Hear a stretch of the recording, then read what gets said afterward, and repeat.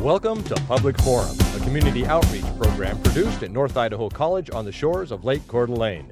Featuring guests from around the globe addressing a wide variety of subjects, Public Forum serves to educate and enlighten. Please join host and moderator, political scientist Tony Stewart, in welcoming today's guest. I wish to welcome you to the 10th week of our 12-week series on confronting hate, humanity's greatest challenge. On the previous weeks, we've had guests from across the United States discussing this very, very important and serious topic. Last week, we changed the format somewhat by taking excerpts from a keynote speech by Father Robert Spitzer of Gonzaga University. We will continue that same format this week. Rather than having a panel asking questions, we're going to present to you Dr. Michael Burke, the president of North Idaho College, which in his address, we will hear about his ideas on how to combat hate. Last week on our program, you saw the message from Father Spitzer in how to address that question. Father Spitzer spoke on the North Idaho College campus, and we took excerpts from that program. And this week, Dr. Michael Burke is speaking on the campus of Gonzaga University, and we took excerpts from that address. We hope that you enjoy this particular address as much as we believe in bringing it to you as an important way of discussing this very serious topic. Following this program this week, we will have 2 more weeks on this subject of confronting hate. At this time, it is my pleasure as program producer of the North Idaho College TV Public Forum to introduce to you the president of North Idaho College, Dr. Michael Burke, addressing confronting hate. If you look at the title of my remarks and you're familiar with the classics, which is my teaching field, you'll recognize Dante's fingerprints on the title of my remarks. Dante opened the Divine Comedy with these portentous lines. Midway on our life's journey, I went astray. I've always liked that line. I went astray from the straight road and awoke to find myself alone in a dark wood.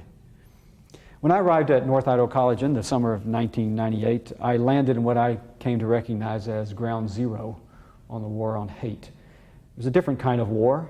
During my first week on the job, I had the Aryan Nation leader, and I use that term loosely, speaking on my campus in my college lecture hall. It was about 50 yards from my office.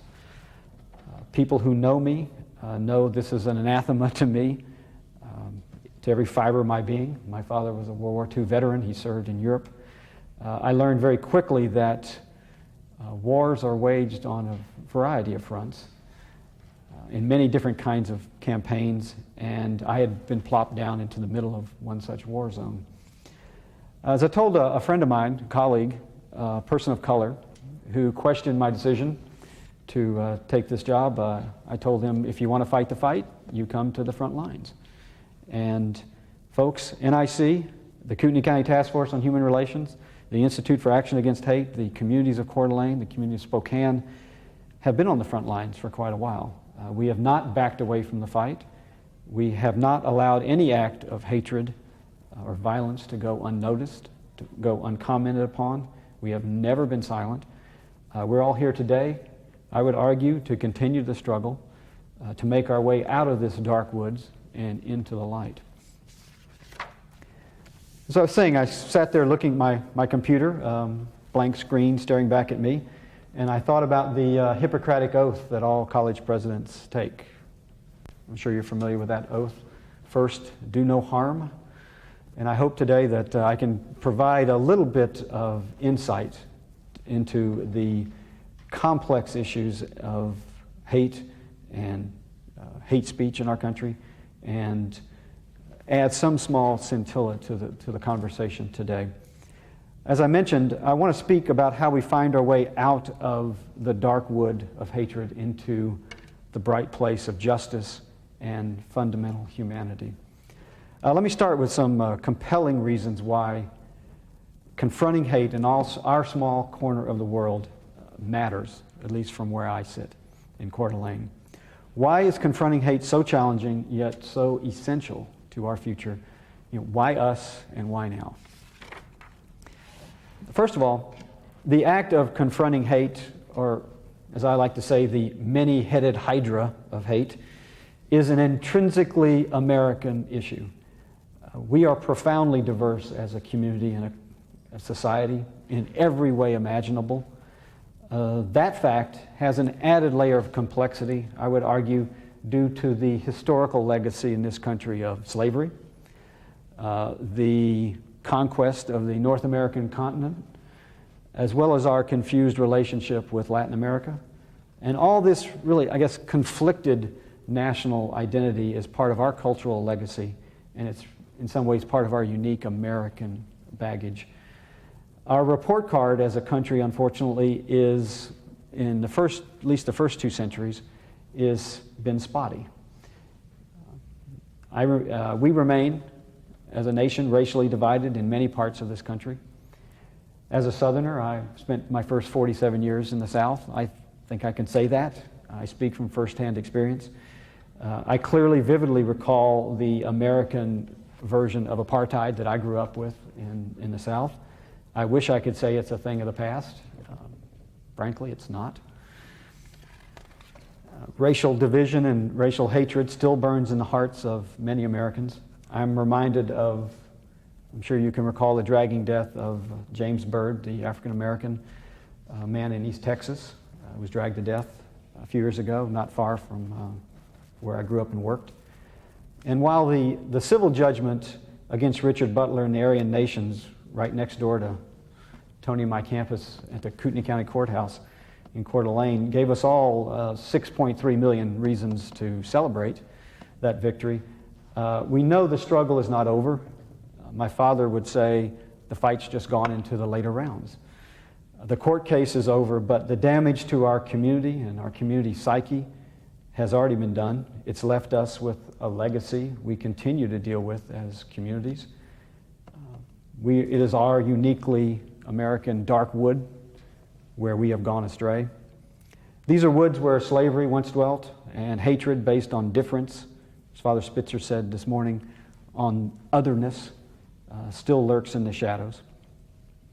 I would argue that confronting hate matters simply because hatred over race, ethnicity, or native language remains a part of the American experience, just like baseball and hot dogs and apple pie.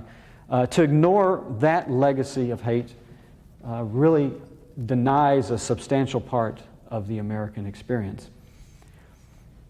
Albeit, as Father Spitzer said this morning, it's a particularly ugly part of and a negative part of the American experience. But for all its ugliness and all the negativity that Father Spitzer mentioned this morning, we must confront hate every day. We must speak out. Otherwise, it takes root in our schools, in our colleges, in our communities, and eventually in the hearts of the very young people that we have been charged with educating. Remaining silent, from my perspective, is not an option. It is not the answer. It is not an option. Secondly, confronting hate matters because of who we are as a community of educators. We are in the life's work. We have dedicated our lives to preparing young people to leave us, to strike out on their own, to become part of a new world and shape a new future and make it on their own.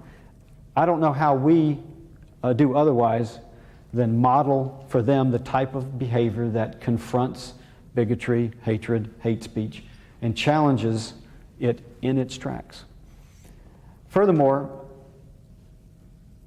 to me, it's an oversight, from my perspective, if our curricula do not reflect the complete American experience. That experience is different for many Americans. It should include, I would argue, for example, how this perfect union, founded on the bedrock of ideals of Thomas Jefferson and others, could, in less than 100 years, rip itself apart in a civil war that was fought by one side, at least, to preserve slavery, which I would argue is the most inhuman of human institutions. I would also argue that understanding the complexity of the issues surrounding race in America is an essential life skill. And developing an appreciation for diversity and ideally embracing the mosaic of cultures in our country should be the goal of our work as professional educators. Father Spitzer this morning talked about the comma but that is part of our mission as educators, to deal with issues and add that comma but, that to explain to young people that there is an inherent complexity to issues like this that one spends one's life coming to understand, that it's not about stereotypes. He argued for challenging those various stereotypes with that comma but. Very wonderful idea. I'm proud to steal it from him. And thirdly and finally, we are now, and we will continue to be a global community. Hatred has no place in that community. True globalization and all its implications for how we relate to each other as one species has already begun. Race-based hate never made sense. It will never make sense as we become one people, one neighborhood, and one village. I mentioned that I was Mr. Mom for the last few weeks to my 9-year-old daughter. Well, I have the opportunity to take her with me to a variety of events, and I took her to our foundation concert and fundraiser on Saturday night. It was a production of Fats Waller's Ain't Misbehavin'. I was struck, as I was thinking about the speech, by one line in the song Black and Blue. The singer asks, "My only sin is the color of my skin. Why am I so black and blue?" For our students, for my daughter's daughter, a skin color will eventually be like the color of one's eyes. It's a distinction without a difference. As we move from this dark wood of hatred and intolerance to a brighter future of justice and compassion and tolerance, what Father Spitzer this morning called empathy, we will get there through confronting that which negates us as human beings and as a common species. Tony mentioned a bit of my biography. I'd like to take a personal liberty for a moment and relate a bit of my personal history as I believe it's relevant here today. I began my college teaching experience as a relatively young man at a community college on the Texas-Mexico border. I mean border literally. If you did not turn into my college's parking lot, the next light was the International Bridge. It was a college in what at the time was one of the poorest regions in the country. I'm talking about bone-crunching, spirit-numbing poverty. Houses made from cardboard that was discarded from appliance stores, homes without indoor plumbing. The term for many of the communities was colonias. Ironically, communities without sewer and electricity. And while I was teaching there, I stumbled across a small book that has become one of my favorite books by Paulo Freire. He's a Chilean writer. It was entitled Pedagogy of the Oppressed. And for a very small book, it has a very powerful message. And one sentence just leapt off the page at me. It resonated with me then. It continues to resonate with me. I thought of it when I thought about what I would say today. And let me read it to you. To quote Professor Freire, while both humanization and dehumanization are real human alternatives, only the first, humanization, is man's vocation. This vocation is constantly negated. Humanization is thwarted by injustice, exploitation, oppression, and the violence of the oppressor. Yet it is affirmed by the yearning of the oppressed for freedom and justice, and by their struggle to recover their lost humanity. He goes on to say, this then is the greatest humanistic and historical task of the oppressed, to liberate themselves and their oppressors as well. It still resonates with me. You know, I came to realize that part of our story often involved, as a country and a culture, often involved oppression, particularly oppression directed at people of color. The other, as Father Spitzer referred this morning. In addition, and most importantly, all parties pay the price for that, including the hate mongers, the skinheads. And ultimately, as the Aryan nation devalues others, they simultaneously deprive their own life of meaning. And that, my friends, I think is the final sad legacy of hate and intolerance. I would argue this is the lesson that Gandhi was hoping the British would learn. It's a lesson that Nelson Mandela was hoping the white apartheid leadership in South Africa would learn. It is a lesson that in our country Martin Luther King was hoping we would all learn. Very simple lesson. First of all, that every act of violence, that every fire hose that is turned on someone marching for the right to vote, every person not served at a lunch counter, every person told to ride on the back of the bus, each of these acts deprives not just the victims of their rights to be human, but it also tragically, sadly, deprives the oppressor of his own humanity and his own dignity. In this dark wood of hatred, the oppressor, the hate monger, is dehumanized as well. Ironically, he is left in a separateness, an otherness that is less than human. That is, I guess, the yin and yang of our inhumanity to each other, and inhumanity that ultimately devalues everyone in its wake. I'd like to close very quickly by kind of circling back to Dante, if I can. When I spoke with Tony Stewart about the theme of this year's Popcorn Forum, Confronting Hate, I was drawn to a small scene at the very end of the Inferno. I warned you that I taught the classics, I think, going into this speech, but at the very depths of hell, Dante, the pilgrim, meets Ugolino and Ruggieri, two members of the Italian aristocracy of medieval Italy. They are frozen to their shoulders, almost their necks, in ice at hell's depths. And in the background of the story is during one of the many, many power plays, betrayals of medieval Italy, Ruggieri ultimately betrays Ugolino and starves him to death in a dungeon. In retelling this miserable tale of his equally miserable fate, Ugolino is so consumed by hatred toward his colleague and fellow lost soul that he stops telling his story to Dante and feeds ravenously on Ruggieri's flesh for eternity. I mention this visceral, horrible image really to illustrate the essence of hate. It dehumanizes everyone it touches. There are no victors. There's no bright light. There's just dark wood. This is why we must continue to confront hatred and intolerance. To put it simply, oppression, violence, inequity, injustice are the spawn of hatred. One day, with our constant vigilance, hate will be part of our past, not part of our future. That's the hope that I have for all of us. It's the hope I have for my daughter and for her children. In closing, I can honestly say that had I not had the experiences I've had as a college president, if I had not had to deal firsthand with Nazi marches in my community, with vitriolic speech of hate mongers on my campus in my new hometown, this would not be my thoughts today. I'm proud to see we're all gathered here today to immerse ourselves in these issues. The hope of a next generation lies with us. Seeing this group of engaged, thoughtful people gathered today and the rest of this week is really abundant reassurance to me that the legacy of divisiveness and conflict may be behind us, I would hope. I'd urge you to continue the struggle and continue to teach our children well. It's our solemn duty as educators. And I want to thank you all for being here today, and thank you for fighting the good fight.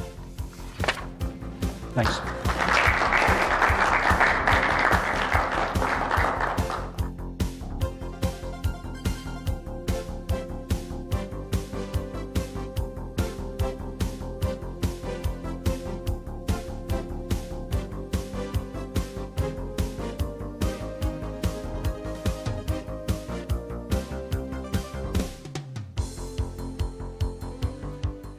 Those first several years were very challenging, very conflicted, as you recall, with parades and marches in our community. A few blocks from my campus. It is very chilling, I think, to be part of that unpleasant part of history. But what I see has happened since then is that the community early on took the high road in all those events. The Lemons to Lemonade Parade, for example, affirmed the right to free speech, affirmed the right to assembly. The fundamental Bill of Rights is kept intact through all of that, but took every opportunity to speak out against what was happening. On my campus, I think early on there was a sense of a kind of a siege mentality, a sense that this is something that is happening to us, and that feeling's gone, if I can generalize. I don't sense that among our students, particularly our students of color, a sense of they feel welcome on our campus, they feel welcome in our community, they speak about that regularly. They do express some of the reservations that many people felt around the country when I talked to them about this part of the world.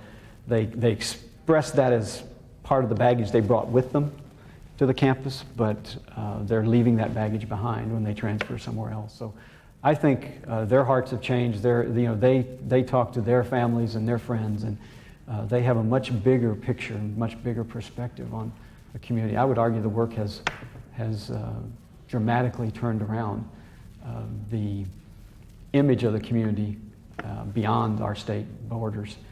But it has also, I think, galvanized the community's work together. They understand that this is an issue that all of us have to be involved in, and it will take an entire community that speaks with a unified voice to make a difference. That's, if anything, it has truly galvanized this region around a very difficult issue that in some parts of the world would not be taken as seriously as it's taken here. That's the good news, perhaps. It's a good question. Thanks for asking it. The question, if I can repeat it, is how do we avoid oppressing the oppressed? I think is where you're going. Is that where the challenge is? And I think that's what Free Area is arguing about, what he's writing about, is that, I guess perhaps, unfortunate human capacity to do just that, to react to the oppressor. And that is not, let me finish my comment, sir. If that is not I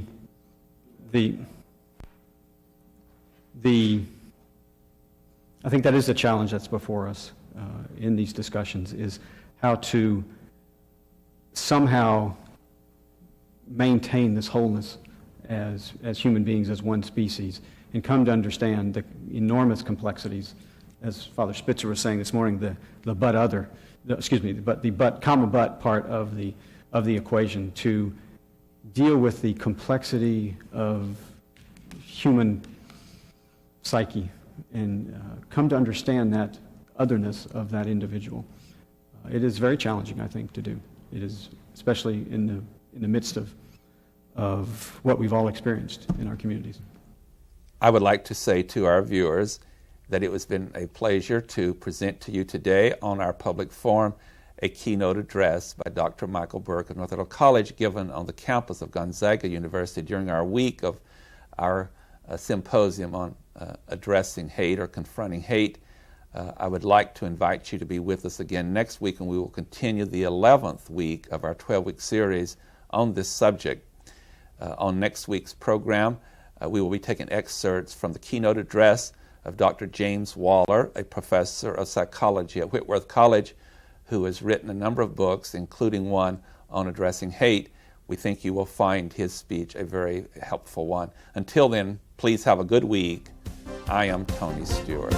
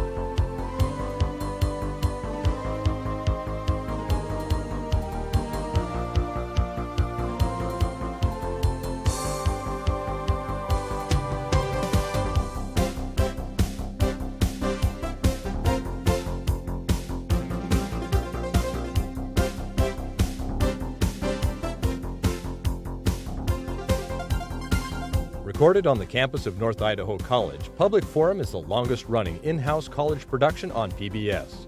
Each episode is pre-recorded live and is an educational outreach from North Idaho College. Please join us at this same time next week for another edition of Public Forum on this public television station.